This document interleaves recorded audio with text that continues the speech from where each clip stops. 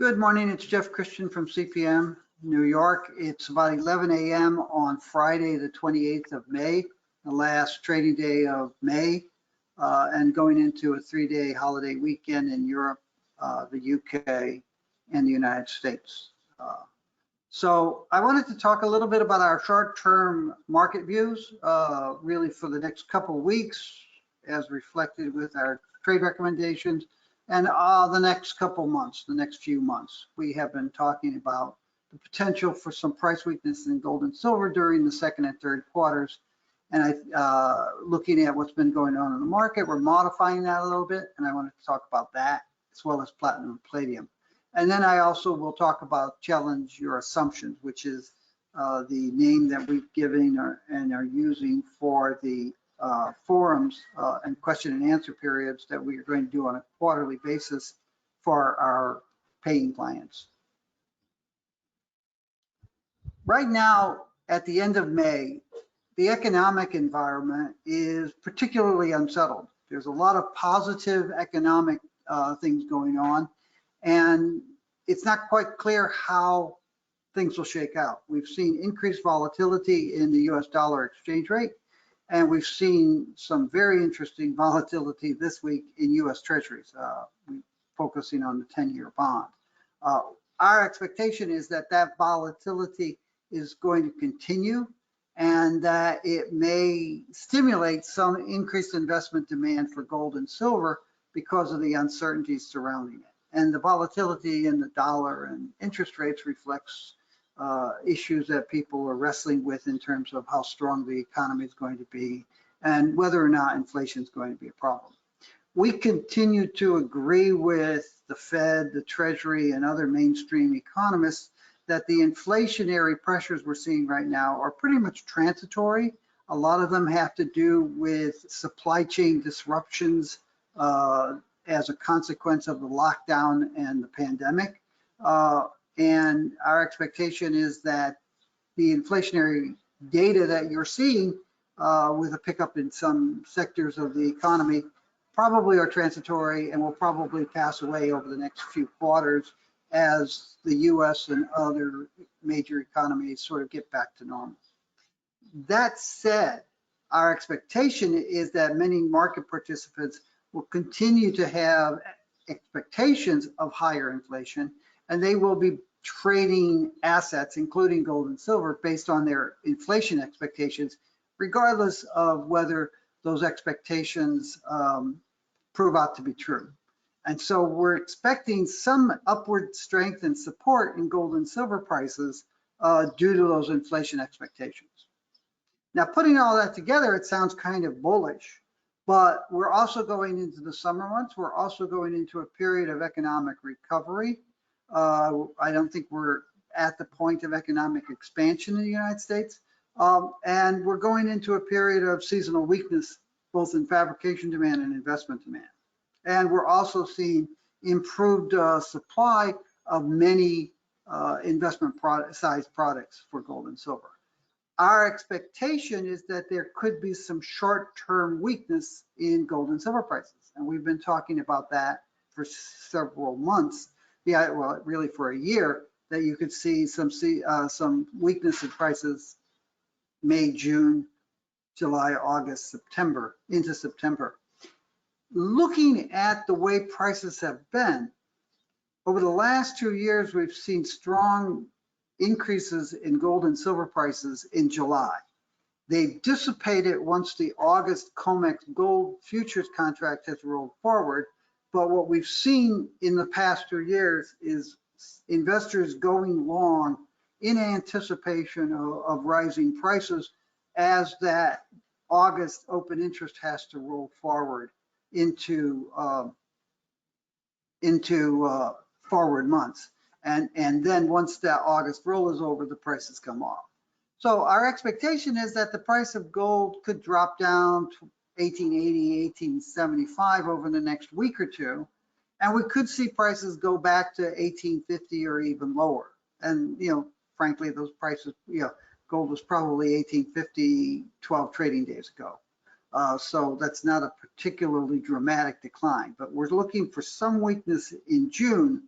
But in July, we're saying the price may rise. We've seen this trading pattern. We actually saw strength in July in earlier years, but it was less dramatic than it was in 2019 and 2020. 2019 and 2020 saw strong upward moves in gold and silver prices, and that is possible too. So our message to longer term investors who have been waiting to buy on dips is that if you see a dip in June, you may want to take it because July may see rising prices. And then August and September may see another dip as we saw in 2019 and 2020. So June, August, and September might be good times to buy gold and silver. July might be a good time to go to the beach. That's sort of our view. We're looking at, I ran through the numbers with gold. In July, wouldn't be surprised to see the price come back to test 1900, which it broke above this week for a period of time. And we wouldn't be surprised to see the price go back to 1920. I'm not sure that you have much impetus over 1920 during July. Longer term, we do expect the gold price to rise, but that's longer term. For silver, we wouldn't be surprised to see the price come down to $26.50 or even $26 in early June. There's a little bit more downside potential. We've talked about $23 as a more significant support. We don't think you're going to see that in June, but it is possible should there be a wave of selling and long liquidation. And then longer term, we think the price turns itself around, comes back up, tests that $19.50, $30 that we've seen it test, I think 3 times since last July, early August. So that's sort of our view for silver. We like platinum and palladium. They're very interested in them. We do a lot of work in them. We've sort of neglected them because there's been a lot of demand for information about silver and gold over the last few months, but they continue. Platinum prices have risen off of their lows that we saw in 2020. We think there's a firm base around $1,140. And we wouldn't be surprised to see the price come down and test that. I think the price is around 1,175 as we speak. Sorry about the background noise, but in the springtime, you open windows and the boys next door work. We do think that platinum prices will rise further later in 2021.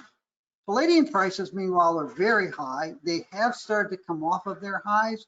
We think there is some weak technical support around $2,600 an ounce with stronger support around $2,400. And frankly, we wouldn't be surprised to see the price fall that low. I'm going to try to keep this relatively short and succinct. We've said a lot this week, mostly about silver. I will give you these 2 links of 2 things that are very good. We did a 90-minute interview with Tom Bodrovic at Palisades Gold. I think it was a really good interview. It was very thorough, very thoughtful, and covered a lot of very important topics related to gold and to silver and the macroeconomic environment that's behind them. And I think there's probably a lot of history that's in there too. We also did our open forum on silver on Tuesday the 25th. That was a 2-hour question and answer period. And both of these are available on YouTube. So, you know, if you have a 3-day weekend, you can take 3.5 hours out of your life and go through those if you didn't participate in them or review them since then. So those things are out there. They're pretty good and have a tremendous amount of information and analysis. We will be starting our open forums for our clients. The first one we have now scheduled for the 22nd of June at 10 a.m. Again, no formal presentation or firm presentation. We may have some charts that we'll refer to depending on what the questions are. And we basically are open to questions. Clients, including our retail investor service clients, will be able to either send in questions ahead of time for us to review, prepare answers, or submit questions during the discussion. And the idea is to have an hour per quarter where we basically answer questions that our clients have that we might not have addressed as fully in outbound communication. So that's coming up June 22nd, and that'll be the first of what we expect to be an ongoing quarterly series. You can get information about it by sending an email to info@cpmgroup.com. That's all I have for now. Take care, have a good weekend, and enjoy the late spring weather if you're in the northern hemisphere and the late autumn weather if you're in the south. Take care.